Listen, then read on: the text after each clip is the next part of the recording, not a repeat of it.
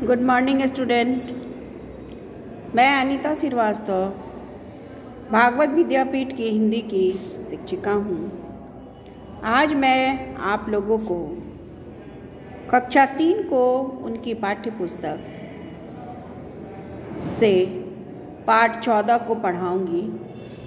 यह एक चित्रकथा है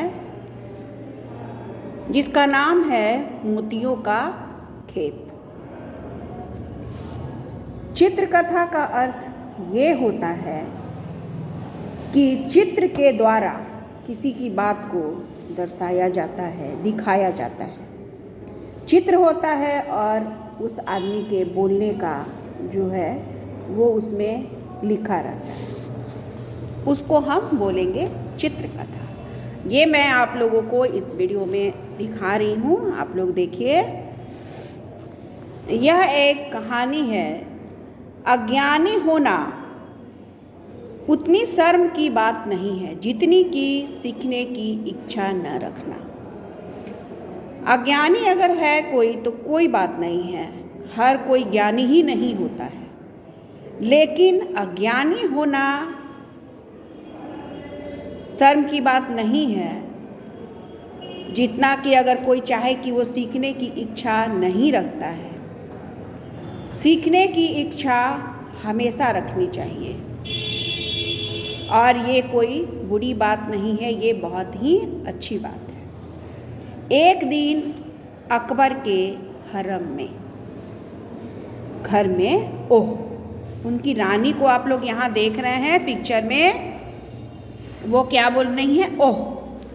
उनके मुंह से निकला ओह। अरे यह तो जहाँपनाह का मनपसंद गुलदस्ता था, फूलदान था। फूलदान एक था, राजा के रूम में कमरे में रखा हुआ था, जो कि रानी के हाथ से टूट जाता है। और रानी जो है वो मतलब दुख व्यक्त कर रही हैं कि यह तो राजा का मनपसंद फूलदान था। जब अकबर दरबार से लौटकर आए, जब अकबर अपने दरबार से लौट करके अपने कमरे में आए तो उन्होंने देखिए क्या कहा। लगता है यहाँ से कुछ गायब है। मान लो कि हम कोई सामान कहीं रखते हैं और उस जगह पर वो सामान अगर नहीं रहता है तो हमको तो फील होता है ना कि हाँ, इस जगह पर वो सामान नहीं है, कुछ सुनापन, कुछ खालीपन तो लगता ही है। उसी तरीक़ा से जहाँपनाह को जो है वो जगह खाली लगी। और इधर रानी के मन में, रानी अपने मन में ये बात सोच रही हैं, मैं जहाँपनाह को यह बात अभी नहीं बताऊंगी, वे बहुत नाराज़ हो जाएंगे।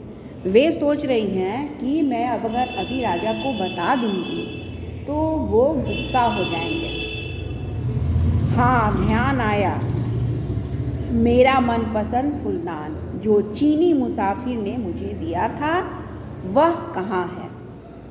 राजा जो है, राजा सोच रहे थे कि यहाँ कुछ था, लेकिन उनको अचानक याद आया कि अरे यहाँ एक चीनी मुसाफिर जो था वो मुझे यह मेरा मनपसंद जो फूलदान है वो दिया था। फिर रानी ने देखिए क्या कहा, नौकर उसे साफ करने ले गया है।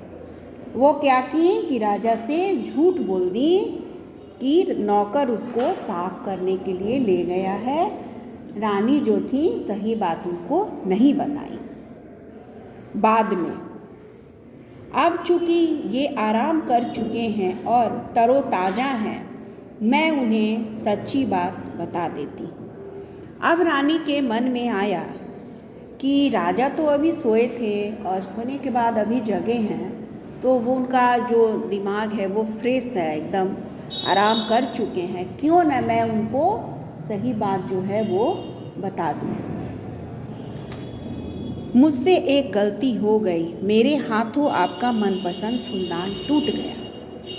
रानी जो है वो राजा से कहती है कि आपका मनपसंद जो फूलदान है वो टूट गया, लेकिन तुमने तो कहा था कि उसे नौकर ले गया है। राजा ने कहा कि तुमने तो पहले कहा था कि उसे नौकर ले गया है।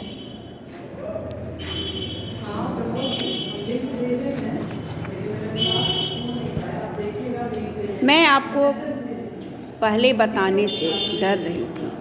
रानी ने कहा कि मैं आपको पहले बताने से डर रही थी। तो तुमने झूठ कहा? सम्राट अकबर की बेगम होकर तुम झूठ कैसे बोल सकती थी? राजा जो थे वो गुस्सा हो गए और उन्होंने कहा कि तुमने मुझसे झूठ कहा। सम्राट मतलब राजा अकबर की बेगम होके और तुम झूठ कैसे बोल सकती हो? उन्होंने रानी से ये प्रश्न किया। पर वह तो दुर्घटना थी। फूलदान तोड़ने के जुर्म में मैं तुम्हें माफ़ करता हूँ, पर मैं तुम्हारा झूठ माफ़ नहीं कर सकता।